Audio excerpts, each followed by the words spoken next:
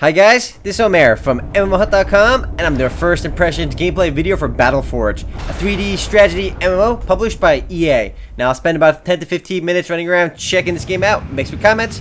If you guys want to play BattleForge or just learn more about it, do check out the full review on the link below. So let's go ahead and get started, and we just got past the loading over here.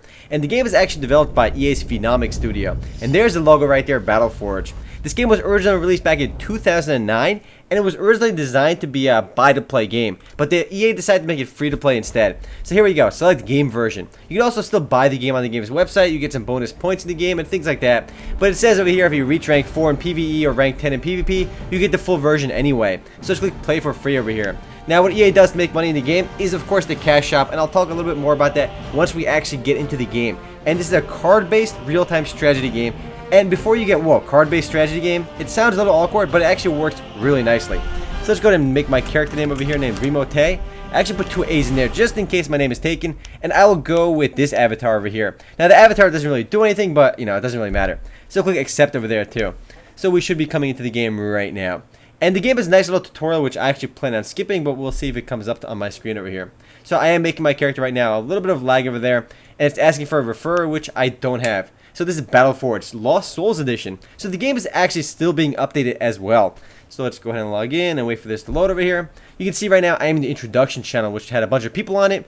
I am not going to do the tutorial for now, but I strongly recommend if you've never played BattleForge before, you must do the tutorial. You will get lost if you don't do it. Especially if you haven't played RTS games in the past. Even if you have, it's still a bit original. So I want to show you guys, let's go to Instant Battle over here first to show you a simple PvE game over here. You can of course play with other players as well, but for now I will do it really easy. You know what, let's man up. Let's do 6 out of 10, alright? I'm not going to do it too difficult, otherwise I am going to get owned. So let's do 6 out of 10 over here and click create game. And we'll be quickly playing against an enemy. Click launch game right now. You can actually play with other players as well. I mean, playing competitively against other players is really the main aspect of the game, though there's a really powerful single-player component to the game and a cooperative component to the game as well. But I'll show you once we actually log in what the gameplay looks like, so you have a good idea of what I'm even talking about. Because if you don't see what's going on in the game, you won't even know what kind of game this is. So I am playing right now against a random AI computer, and in a certain simple mission over here, which it'll explain to me when I get into the game, I basically have a certain amount of time to kill my enemies. And if you've ever played Age of Empires, StarCraft, you know, Age of Mythology, any RTS game in the past, I've actually played a whole bunch of them. If you've played any RTS game in the past, BattleForge should sort of come naturally to you, but more so if you've played a game like, you know, Warhammer 40k, Dawn of War. That game especially. Basically, I have these power wells over here, but right before we start, let's make some of these protectors over here, in case the enemy just starts rushing me. My goal is to defeat all enemies, and I have 26 minutes to do so. So let's make a few werebeasts. Let's make these guys over here, Wind Weavers. Now basically these power wells over here generate resources for me up over here. 79. So this is I'm getting 3 per, every 2 seconds I'm getting 3 because of my power wells. And I'm getting 9 because of this thing up over here, which I'll explain later too. But you get resources by capturing these power wells. Much like you get, you know, requisition in, like I said, Warhammer 40k Dawn of War. Over here is my monument, and basically we can summon units down over here. So I can make these Wind Weavers over here if I have 70 energy. I have 215, so I can make a few of these bad boys. But there's a little cooldown on them. I have only 3 cards left for them. So once I exhaust all these cards, if I can even do that, which I can't right now because I have no energies, but once I exhaust all the cards, I have to wait till the cards replenish.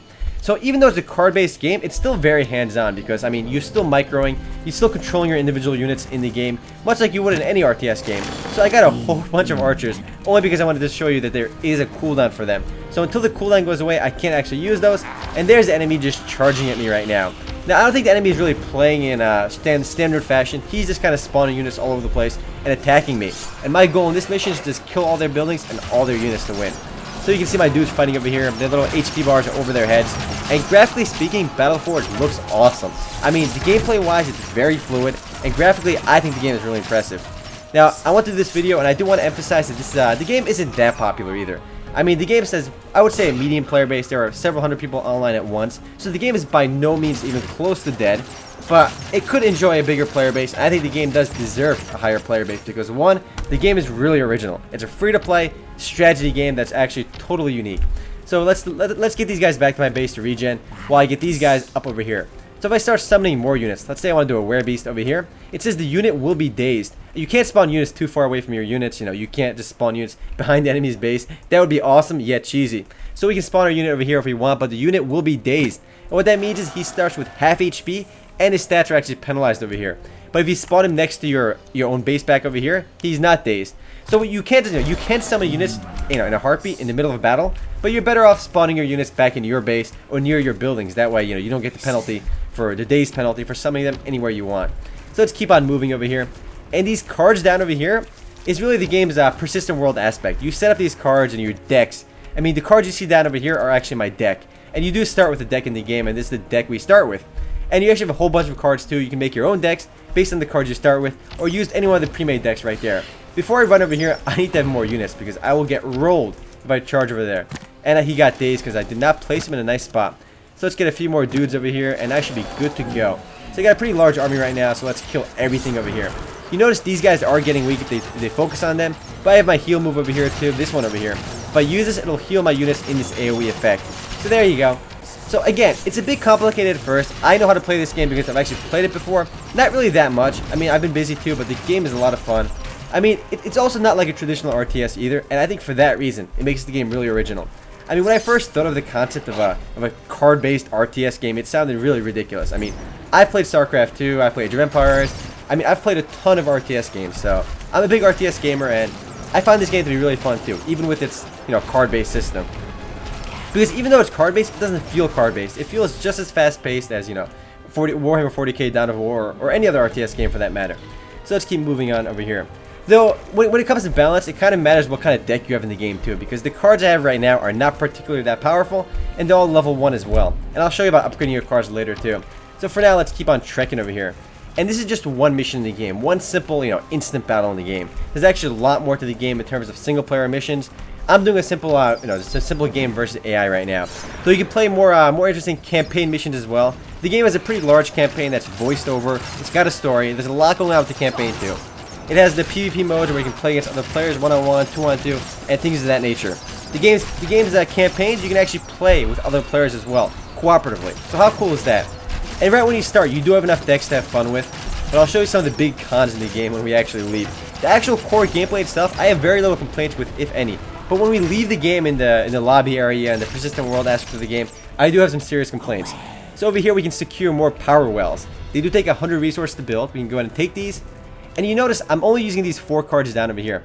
That's because they require only 1 energy each. You can see the energy cost at the top right of the card. I can't put my mouse there because then the card disappears.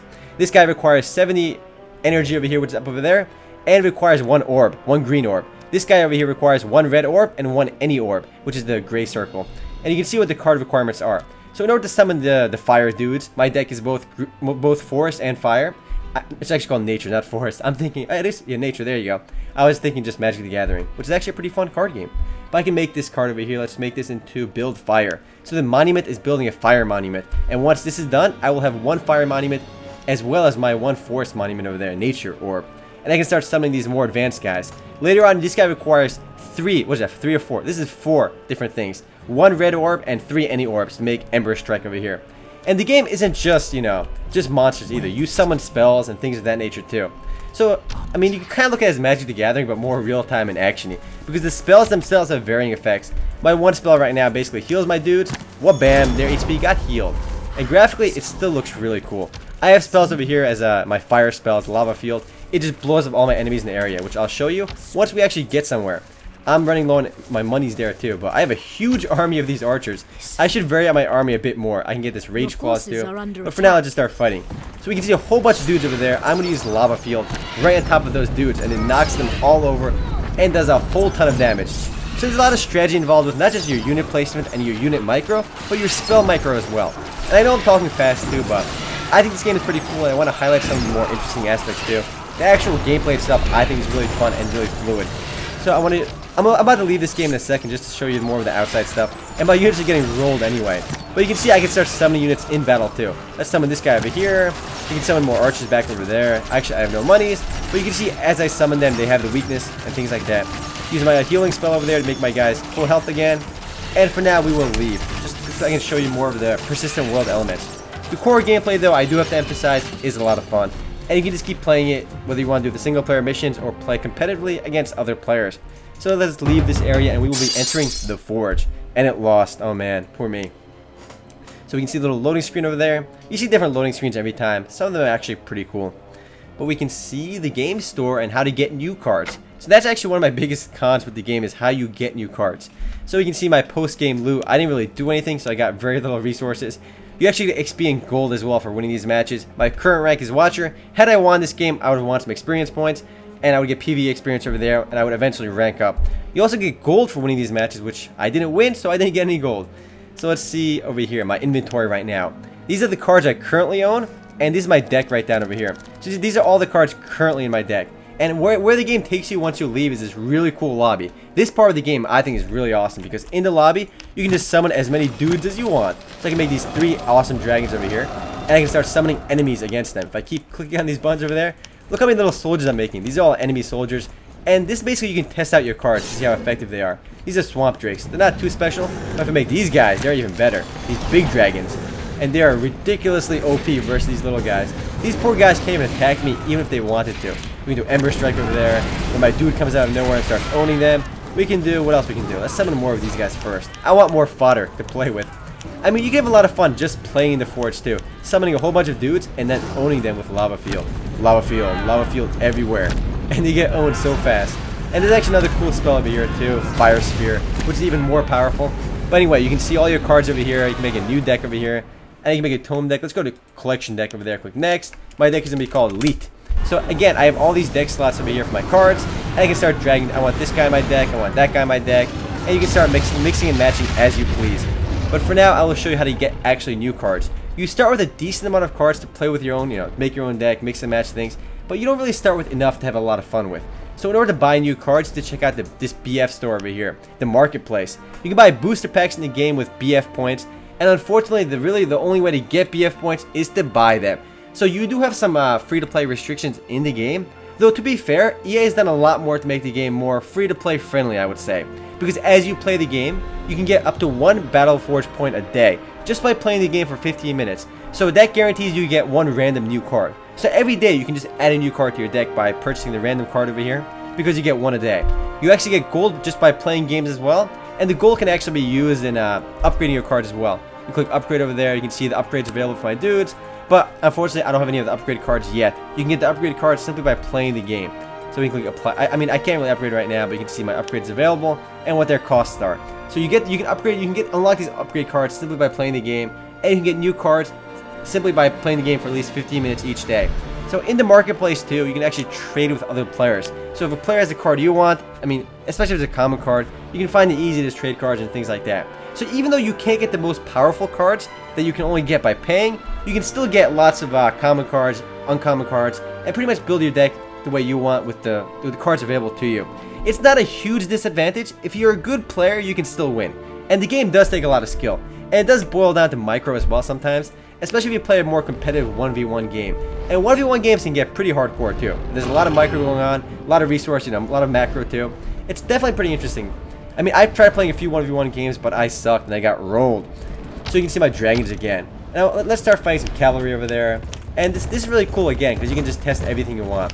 Here's the basic world map where you can play different missions over here. And the missions you can play cooperatively too, which I think is really cool.